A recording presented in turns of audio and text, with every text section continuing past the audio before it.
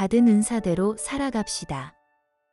오늘의 말씀은 고린도전서 7장 1절에서 16절입니다. 말씀 살펴보기. 이제 여러분이 써보낸 질문에 대해 말하겠습니다. 남자가 여자를 성적으로 가까이 하지 않는 것은 좋습니다.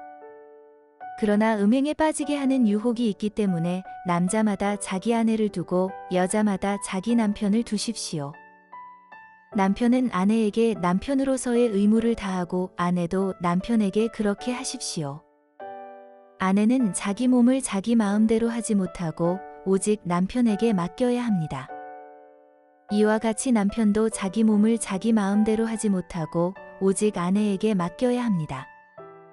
부부간에 서로 멀리하지 마십시오. 단, 기도에 전념하기 위해 얼마 동안 떨어져 있기로 합의한 경우는 예외입니다. 그러나 그 후에는 다시 합하십시오. 이는 여러분이 절제하지 못하는 틈을 타서 사탄이 여러분을 유혹할까 염려되기 때문입니다. 지금 내가 하는 이 말은 권면이지 명령은 아닙니다. 내가 바라기는 모든 사람이 나와 같았으면 좋겠습니다.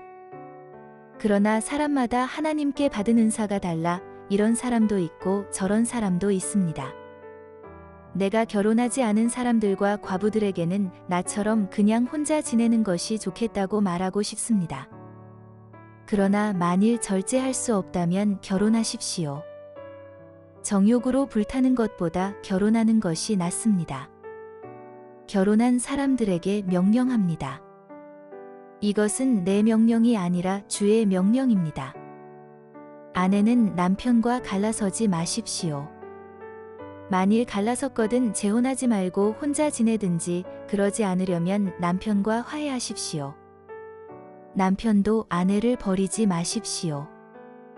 내가 나머지 사람들에게 말합니다. 이것은 내 말이지 주의 말씀은 아닙니다. 만일 어떤 형제에게 믿지 않는 아내가 있는데 그녀가 계속 그와 함께 살고 싶어 한다면 그녀를 버리지 마십시오. 또 어떤 자매에게 믿지 않는 남편이 있는데 그가 계속 그녀와 함께 살고 싶어 한다면 그를 버리지 마십시오. 믿지 않는 남편이 그 아내를 통해 거룩해지고 믿지 않는 아내가 그 남편을 통해 거룩해집니다. 그렇지 않다면 여러분의 자녀들도 깨끗하지 못할 것이나 이제 그들은 거룩합니다. 그러나 만일 믿지 않는 사람이 헤어지자고 한다면 그렇게 하게 하십시오. 이런 경우에는 형제나 자매나 얽매일 필요가 없습니다. 하나님께서는 여러분이 평화롭게 살도록 부르셨습니다. 아내여, 당신이 남편을 구원하는지 어떻게 알겠습니까? 남편이여, 당신이 아내를 구원하는지 어떻게 알겠습니까? 말씀 이해하기. 사도 바울이 6장까지는 글로에의 집 사람들에게서 들은 문제들에 대하여 답하는 부분이라면 오늘 본문부터는 고린도 교회가 바울에게 편지로 질문한 것들에 대한 그의 답변입니다. 먼저 고린도 교회는 부부간의 성관계와 결혼 및 이혼과 관련하여 질문하였습니다. 이에 바울은 먼저 남자가 여자를 성적으로 가까이 하지 않는 것이 좋다고 말합니다. 그리고 세 부류의 사람들을 나누어 자신의 생각을 나눕니다. 먼저 결혼한 사람들입니다. 결혼을 하는 것은 음행의 유혹에 빠지지 않도록 도와줍니다. 아내의 몸은 남편에게, 남편의 몸은 아내에게 각각 맡기고 서로의 의무를 다해야 합니다. 그리고 기도하기 위해 분방을 합의한 경우를 제외하고는 서로 멀리하지 말아야 합니다. 부부가 떨어져 지낼 때 사탄이 틈을 타 유혹할 수 있기 때문입니다. 그리고 남편과 아내는 서로 갈라서서는 안 된다는 주님의 명령을 상기시킵니다. 만일 이미 이혼했다면 혼자 지내든지 남편과 화해할 것을 권하고 있습니다.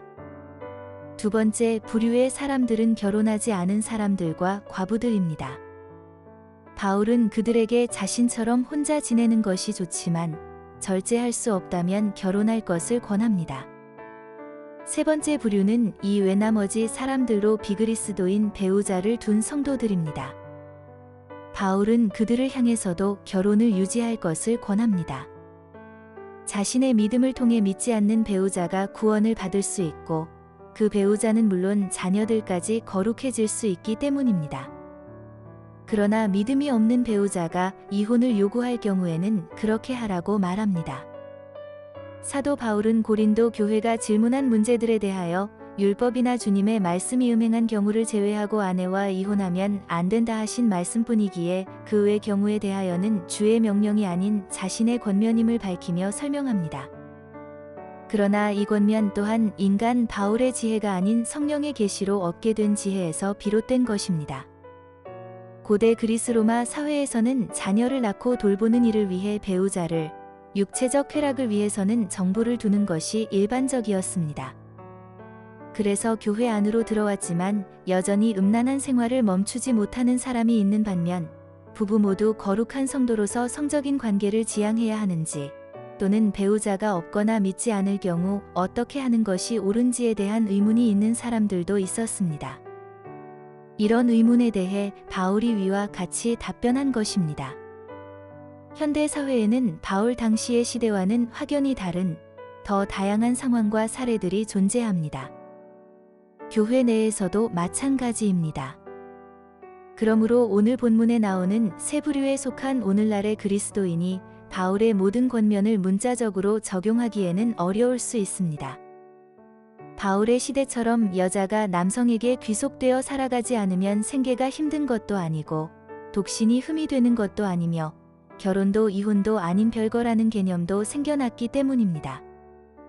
그렇다면 오늘 본문을 통해 우리가 알아야 할 시대와 환경을 뛰어넘는 진리는 무엇일까요?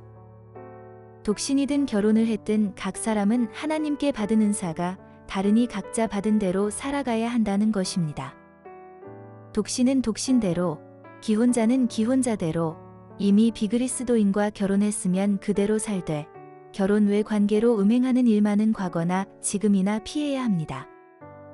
그리스도인은 하나님의 성전이기 때문입니다. 말씀대로 살아가기. 지금 현재 나의 상황에 맞게 거룩한 주의 신부로서 오늘 하루도 살아갑시다. 말씀 따라 기도하기. 내 주변에 있는 믿지 않는 가족이나 지인들의 구원을 위해 낙심하지 말고 주를 신뢰함으로 계속 중보합시다.